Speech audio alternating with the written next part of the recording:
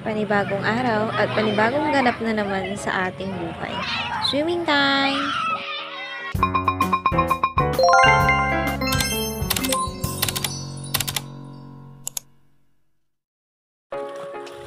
O diba, lahat kami feeling bata? Swimming time at enjoy na enjoy ang mga ito. Sige, enjoy nyo ang pagiging bata. At aba, iba rin ang trip niya. Nakalipad na nga lang ng i-video. Ito nga pala si Yohani, si Jewel, si Ate, si Justin, ang mga kasama namin. Dahil ang sila ate at si kuya ay susunod muna. Kaya kami muna yung makikita nyo sa video. Enjoy yung mga yan. Grabe talaga sila. Ay basta swimming. Akala mo maharang mga palaka na nabasasaulan. Ang iingay, punpuno ng energy ng mga batang ito. Sige, dahil solo natin ang swimming pool, kaya wala kayong makikita dyan ng mga ibang tao. Kami lang talaga. Pero hindi private resort yung pinuntahan namin. Napunta kami dito dahil malapit lang sa amin. At thankful kami kasi simple lang ito at malapit lang sa bahay namin. Yan, si ate. Grabe. Ang ganda nung sikat ng araw dahil perfect na perfect ang swimming. At maganda rin dyan kasi ang ganda ng simoy ng hangin, ang ganda ng view. Tapos, solo na lang yung swimming pool ngayon dahil walang mga tao. At nagkataon na birthday nga ni Johan, sumakto na walang tao. Kaya solong-solo namin yung swimming pool.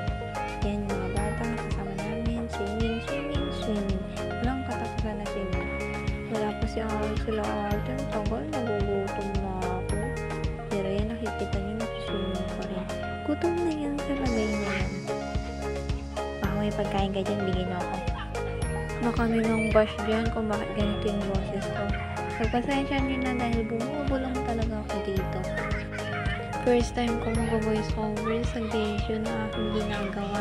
Kaya pagpasensya nyo na kung bumubulong ako. Pero dyan, happy lang tayo kasi talagang stress na sa ACADS ang ate mo. Sa isang barangay, nagano kami ng aming research. Pero dahil nga sumakto na umabot tayo sa celebration ng birthday ni Yohani, nakapag-swimming tayo.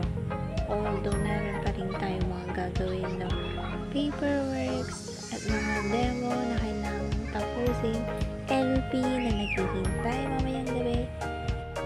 Pagpasensya nyo yung batang nakahubad dahil siya ay batang mainipin at ayaw niya na may suot siya habang nagsiswimming, kaya yan, tinakpan ko na lang. Pero si Manda yan, 2 years old siya. Pamangkin ko, at kung napapansin nyo, walang ibang babae dyan kundi kaming dalawa ng ate ko. Kasi, puro mga lalaki yung pamangkin ko. At puro mga pawang makukulit. Tingnan nyo naman, hindi na kami gumaganda o gaga sa makakabantay sa kanila.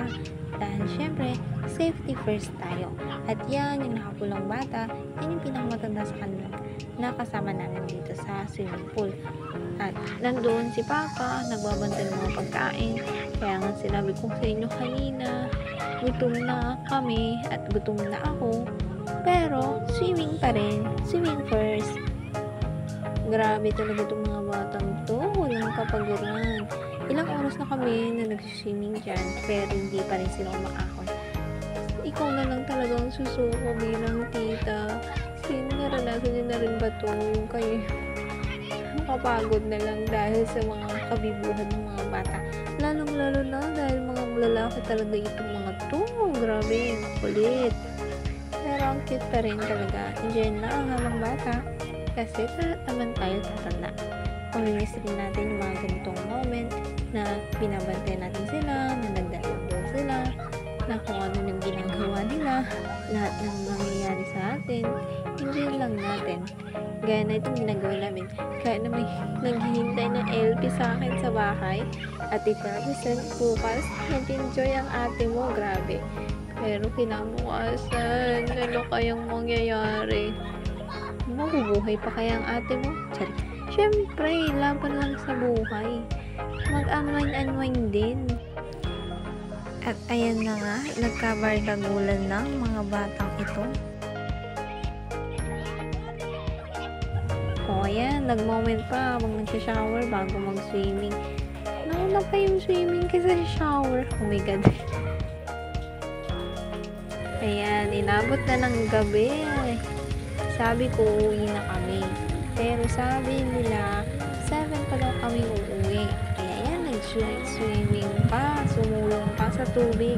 Si Papa, nainuna ang alak. Yan, si ate, yung mama ni Manda, nag-swimming ulit.